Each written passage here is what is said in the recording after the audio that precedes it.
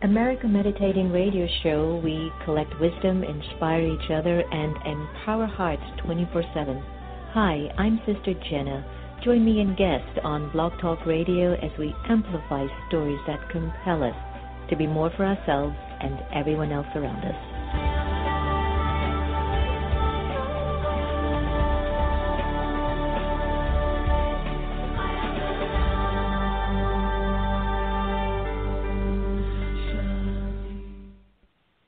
Do you like to meditate? Have you tried to meditate? Have you struggled with meditation? Why don't you visit one of the Brahma Kumaris Meditation Center? Visit brahmakumaris.org. I want to show you something. Each day around the world, 5,000 people are infected with HIV. That was over 20 years ago. We've come a long way in the science and treatment of HIV. But the disease hasn't gone away. So why aren't we talking about it? Today, we have the tools to make HIV history. Let's finish what we started. Because the world needs you to live.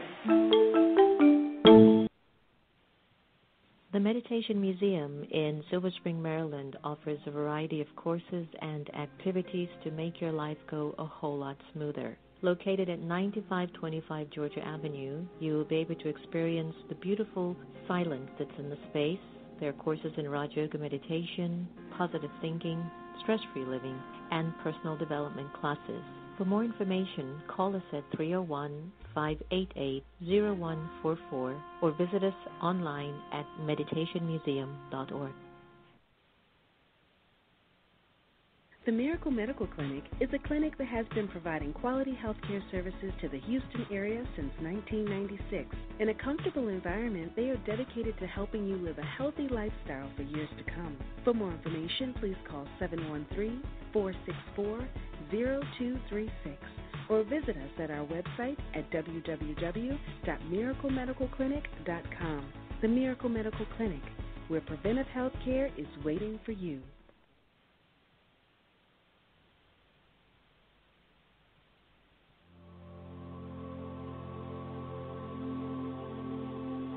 Feeling safe. Taking just a minute.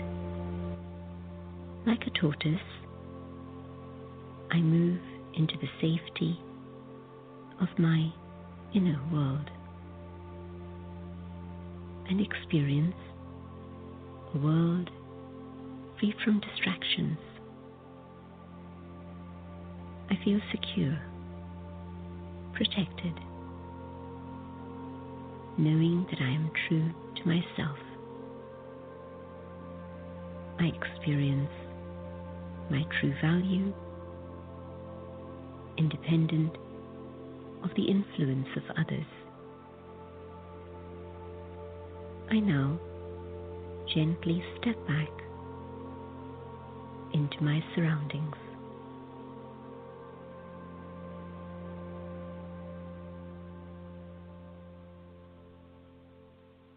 Hello, everyone, and welcome to America Meditating Radio. That was Feeling Safe from Just a Minute Meditation CD by the Brahma Kumaris. We always love that you can take the time to tune in to participate and engage in some of our really empowering conversations. Each guest is really specially selected to be on air with us to help us to grow and to be able to amplify our voice and our presence, not only for our own lives, but for the world around us. And 2017 is definitely a year in which we will be magnifying and amplifying our blessings.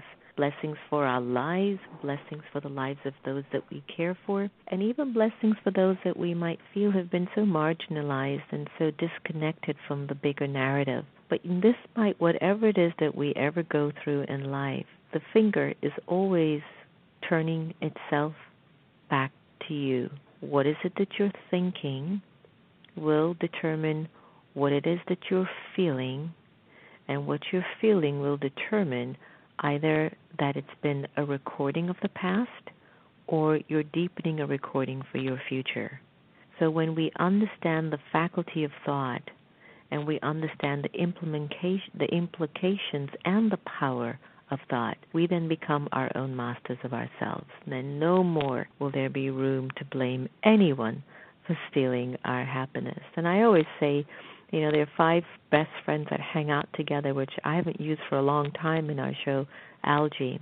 They just cling together. Sometimes one leads the pack over the other. And why I use this acronym all the time is that I don't care how great the world issues are. I don't care how bad global climate is, how divisive we've become, how nasty something was, how bad someone treated the other person. If we keep taking it from face value, we'll still be chasing our tails. The root cause to the global suffering in our lives and the lives of everyone else that we witnessed is in this acronym, Algae, a recorded consciousness that we have gotten so accustomed to that we now believe this is the way to execute our desires, our motives, our decisions to get some sort of result of happiness and peace and power. So here's the breakdown of the acronym Algae. Ready? A is for anger, L is for lust, G is for greed, A is for attachment, and E is for ego. Do you like that? Algae. So when we think about these qualities of spirit and we recognize that, do I have some anger in me? Are there desires in me? Do I find that owning one pair of shoes is not enough? I need much more. Or like for me, jackets. I looked in my closet the other day and I went, okay, Jen, that's enough. And so what it is that's going on inside of the consciousness that's, I don't know if it's stealing the happiness, but it's merging the happiness. And so if my happiness is merged, this is saying out of sight, out of mind. Go back to what you're thinking. Whatever you're thinking, you will feel it. Whatever you feel, it's either a recording of the past or something that you're confirming that will be in your tomorrows. Stay tuned. We're going to be having heart-to-heart discussions as we enjoy our time together on the American Meditating Radio. But you know what I love to do best here when we're together on air is to go into a meditation with you, to be able to really seep into something that's very true, that which no algae can actually move me away from and make me believe that I am not elevated, pure, peaceful, and powerful. I like to play a beautiful meditation by Carmen Warrington from her Here and Now CD. Take a deep breath. And here is Here and Now. Here and now.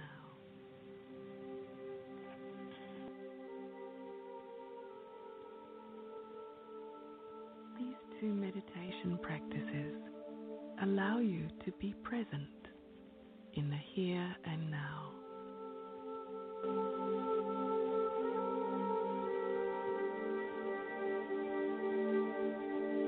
Not in the past, worrying about things that are over.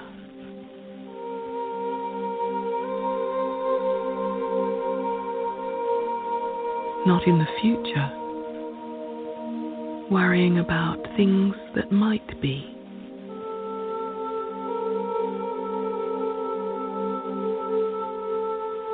Right in the present. Because right here and right now, you're okay.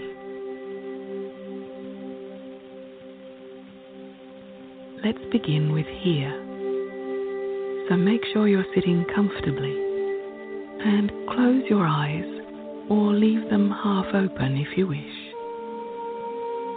Begin by having a sense of where you are. Are you outdoors or are you in a building? Feel the temperature of this environment. Listen to the sounds in the distance.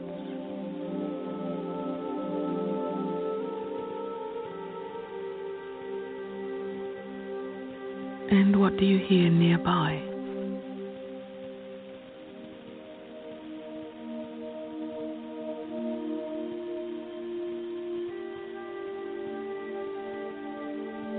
Notice everything without judging it, without commenting in your mind.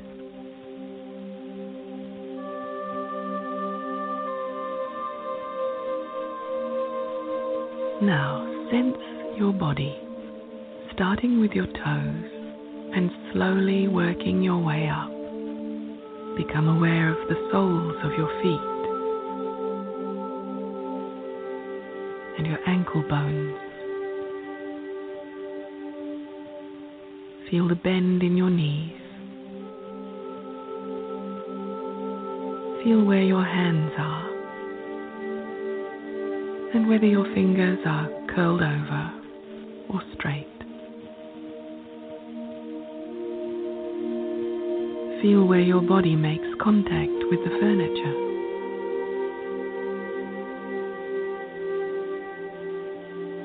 Notice the curve in your spine in your lower back, middle of your back, the curve in your neck. Notice the angle of your head and whether your teeth are together or slightly apart.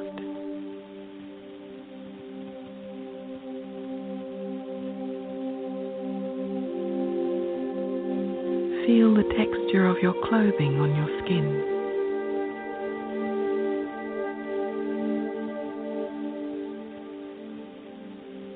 Notice the temperature of your body.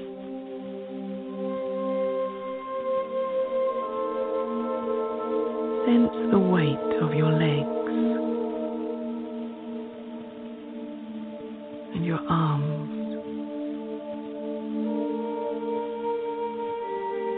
Your head. Sense the weight of your whole body.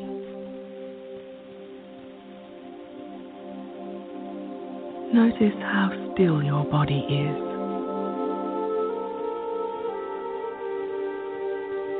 And how calm you are.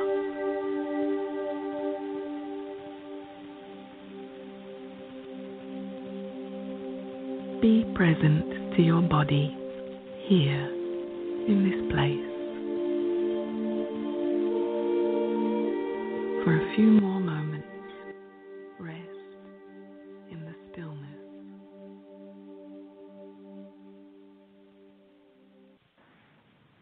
Welcome back. That was Here and Now by Carmen Warrington, and I hope you enjoyed being very present for that. It is the ability to be present that sometimes is a sweet challenge in the 21st century. Have you ever found yourself on your cell phone and your little finger, your thumb, is just moving everything so fast, like you're waiting to find something that's interesting for you and something that's helping you to find maybe humor, entertainment, happiness, distraction. Some folks say we're passing time, and I say if it's not connected to my ultimate vision and hope of a higher sense of myself, I'm wasting my time.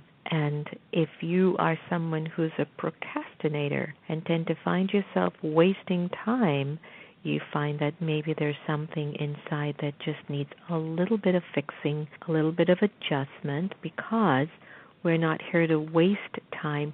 We are here to enjoy time, to use time, to be in alignment with time, and to appreciate the present here on earth. Happiness is a huge thing, and some of us think that we have to move towards happiness, but in reality, happiness is a personality quality that we're born with.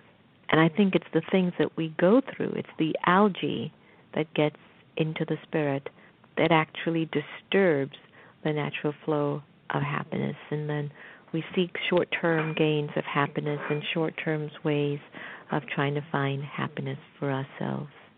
You're listening to America Meditating Radio. We're going to go for a pause and play one of our favorite all-time best entertainers here, our very good dear friend who's coming to D.C. on tour this year in May. So look forward to get your ticket from her for her concert in May. Here's Sanatan Kaur and Ek Omkar.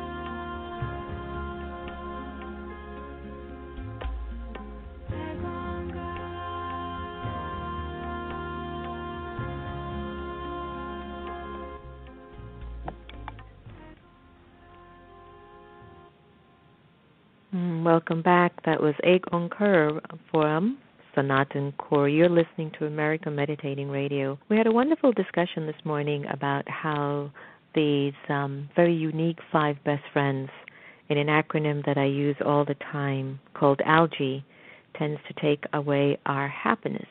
And in taking away our happiness, we tend to run for short-term goals and tend to find ourselves still back in the same area where we just don't feel okay on the inside. The American Meditating Radio is proud to welcome Dr. John-Izzo. Dr. Izzo is a corporate advisor, speaker, and best-selling author of 7 books, including the international bestsellers Awakening Corporate Soul, The 5 Secrets You Must Discover Before You Die, and Stepping Up. His latest book is entitled The Five Thieves of Happiness. And over the past 20 years, Dr. Izzo has spoken to over 1 million people, taught at 2 major universities, advised over 500 organizations, and is frequently featured in the media by the likes of Fast Company, PBS, CBC, and much more. Dr. Izzo is a pioneer in the corporate social responsibility and sustainability movement and a distinguished fellow at the East-West Institute, a nonpartisan think tank working on international security issues, which we really need, including food, water, and energy security. Dr. Izzo, thank you so much for joining us on the air today. Thank you. Thank you for having me, and looking forward to our conversation. Me too. We're looking at a time where finding methods to understand how we can preserve, I would say, our sanity, but in other ways we can also say our joy, our happiness. And if we look at the cycle of the narrative in our world, it's very similar. Would you believe it if I told you I don't even have a television in my house? That even sometimes... it sounds like a benefit most of the time. I think so, because I was at a tire shop the other day, and I'm sitting there, and they have this television on. And the stories that I'm watching there, I'm like, wow, people sit and watch this for hours? I can't do that to my spirit. I want to talk about happiness. I want to talk about what is it that's taken away our happiness, Dr. Izzo?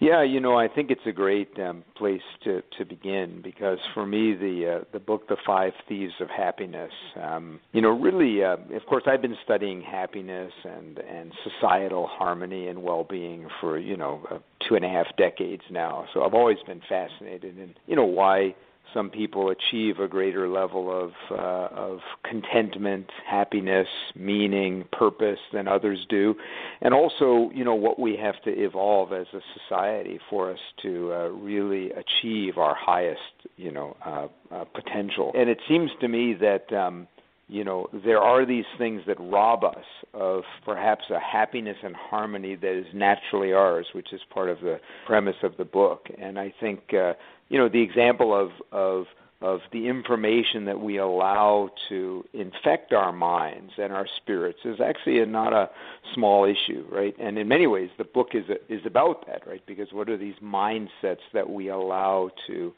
kind of, if you will, take over the house of our spirit? And what is that? Because according to the latest World Happiness Report, I would have thought that we in the USA ranked number 1, as the happiest country in the world, but major depressive disorders affect approximately almost 15 million American adults in a given year, and 50% of people are reported being very stressed. I've traveled, Dr. Izzo, to 90 countries, and I've been with kids and I've been with adults. I've been in some of the poorest villages. Dr. Izzo, I look into the eyes of those kids, and it's sparkling. I come back here, our kids have Nintendo. I don't know what the games are, Wii, Who, whatever they're called. They have just about everything that they could possibly dream of.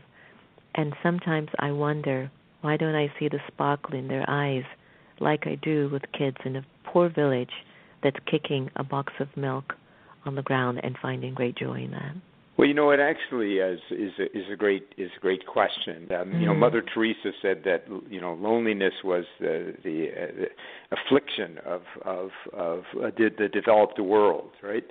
So she said there was a kind of poverty of loneliness that exists in the developed world, and I think there's a lot of truth to that. One of the thieves I talk about in the book, one of the 5 thieves, is consumption, and I don't actually mean it in the typical way that people think of it is just about things that you might buy or stuff. It's really about this idea that happiness comes from outside of ourselves, that there's something we have to get, achieve, or have to get happiness. And if you think about it, especially in the developed world, we are constantly bombarded with messages that say, if you only had this, if you only had the right relationship, if you only had the right house, if you only had the right car, if you only had more things, you would be happier. When in fact happiness is really an internal construct. It's a response to the world rather than what the world's giving you. And interesting, in the book I talk about the English word for happiness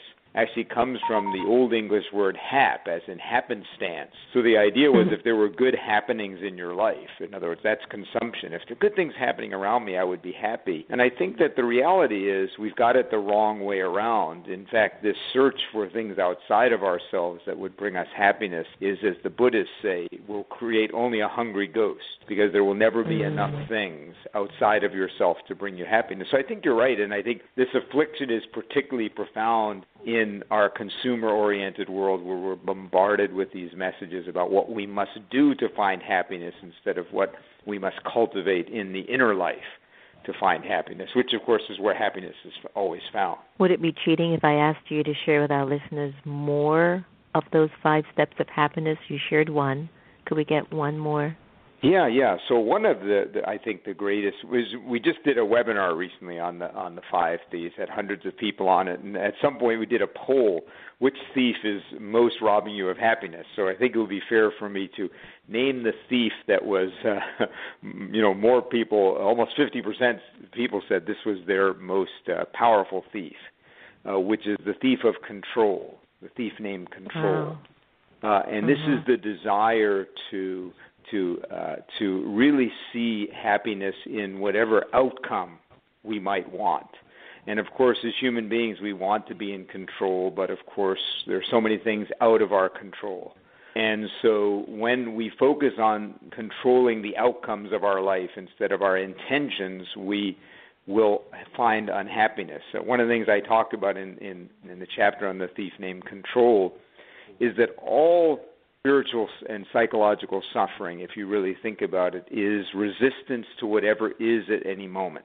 Let me say that again. All spiritual, psychological suffering is resistance to whatever is at any moment. A simple example, you're coming home from work and you want to get home at a certain time because there's something you want to watch on television, or you want to have time with your, partner or kids or whatever it is, right?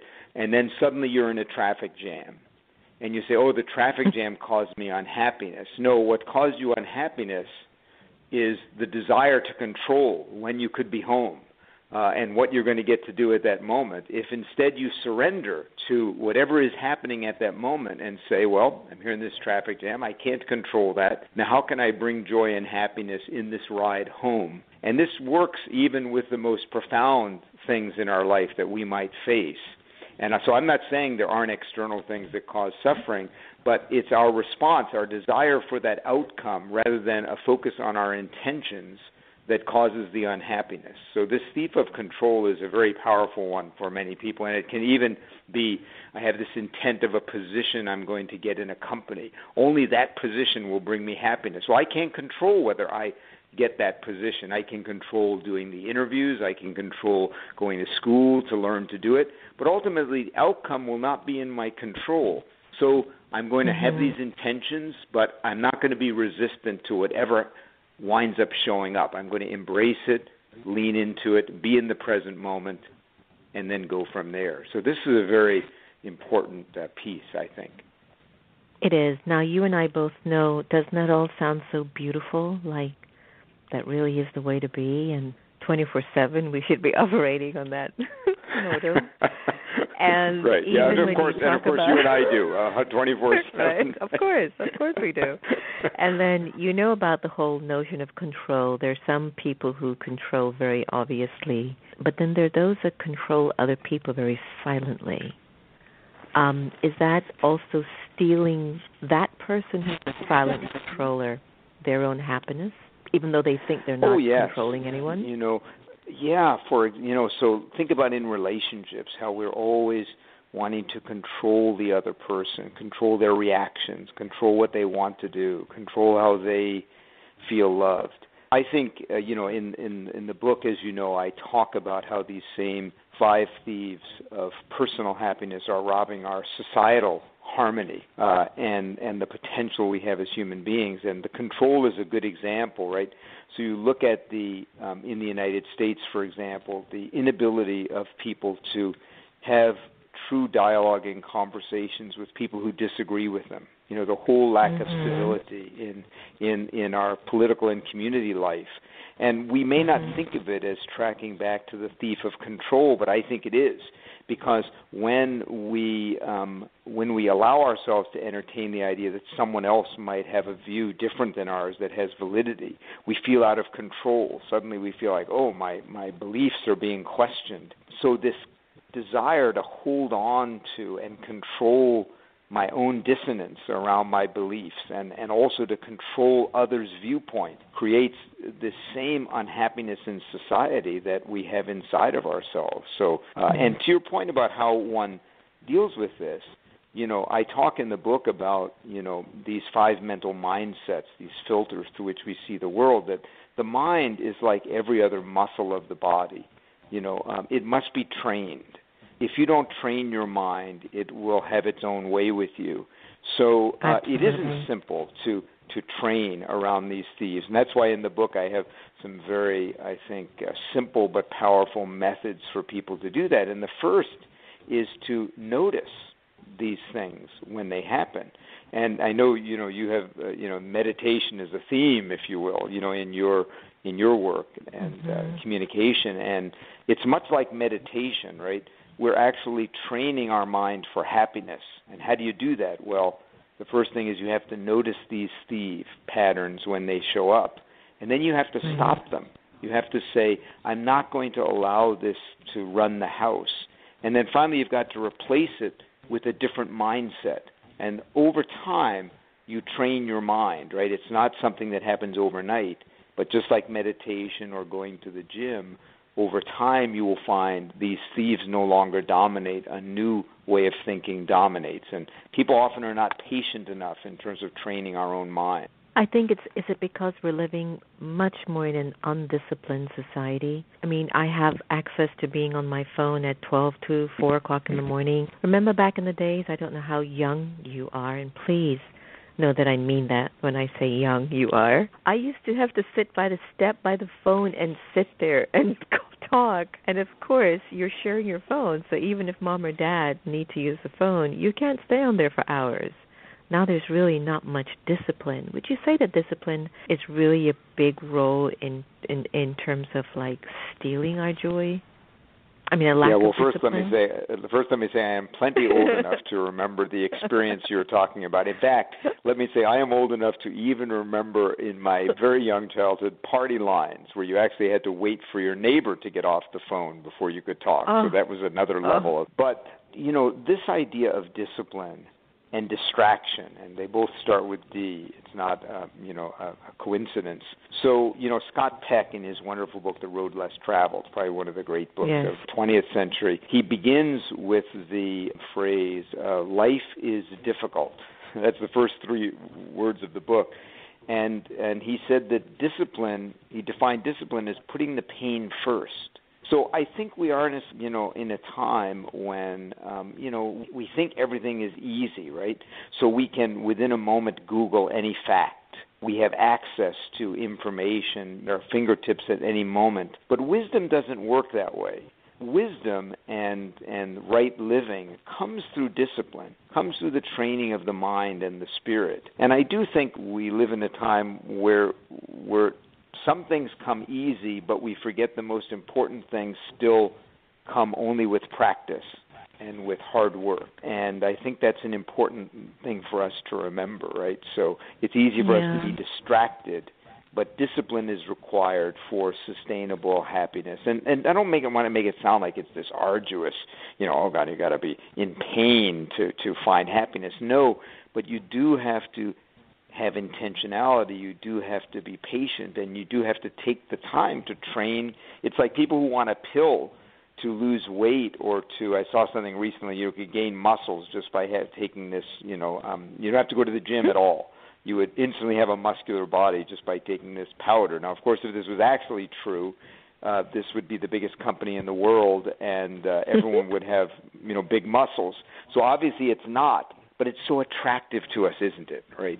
Well, but please it's not, tell me it's they're not not getting away with advertisements like that. They are getting away with advertisements. No, I still believe that. At least on the internet, you can yeah, exactly. Where everything, of course, is advertised, whether it has truth to it or not. So your latest book, The Five Thieves of Happiness, are you on a book tour? Is there some place that you're planning to be within the next few months that our listeners could hear or come and see you?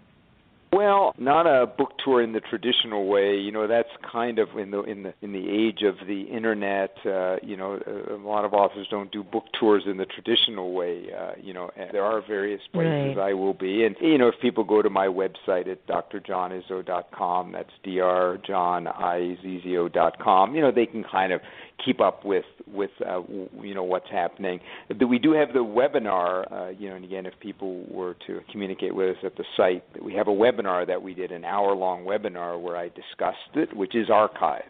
Do that or go to weavinginfluence.com and find it there. So that would be a fun way if people want to hear me talk for an hour about the book. Talk for an hour about how to be happy. Well, I have to tell you, your whole energy, I like your energy. It connects to what I think is just, a work in progress.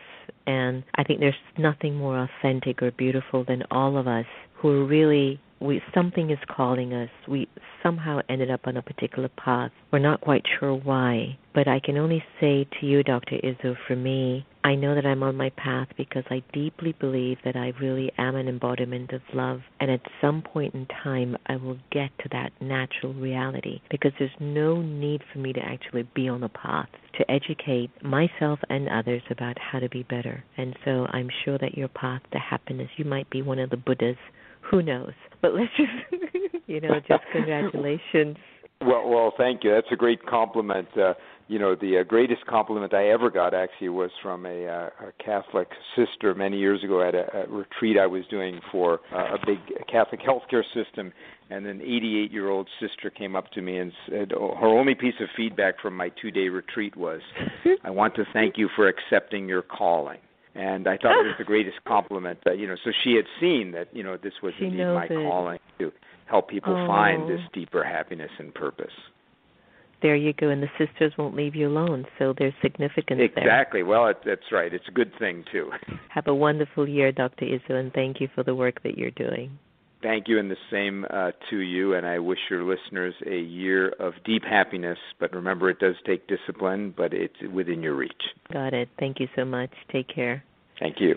So imagine one of these thieves of our happiness could just be something as simple as control. And I know many of us who tend to consider ourselves not control individuals or not control freaks, as they use the word, is actually you're just saying, well, if I don't do it, no one's going to do it. I'm going to be the one. If everything falls apart, it falls back on me. I do hear you and I understand you. But if it's coming to a point that you are not happy in your ability to keep order, to help keep the family and everything together, then just maybe a need to tweak that and revise it, or maybe just go get a copy of Dr. Izzo's book, The Five Thieves of Happiness. Go to dr.john-izzo.com and enjoy what he has to offer in his webinar. I certainly did enjoy my conversation with John. Remember, no one can take away your happiness unless you give them permission, everyone, and we are here to love each other the same. I've always looked forward to having us together on the air, and I wish you always the best. Don't forget to download our free app designed by our 13-year-old, Pause for Peace. Lots of free materials on there. And quality, too, not cheapo things. But you could also get a chance to listen to the radio show 24/7. Take care, everyone. Here's Coming to the Light by Bliss. Have a great one today. Where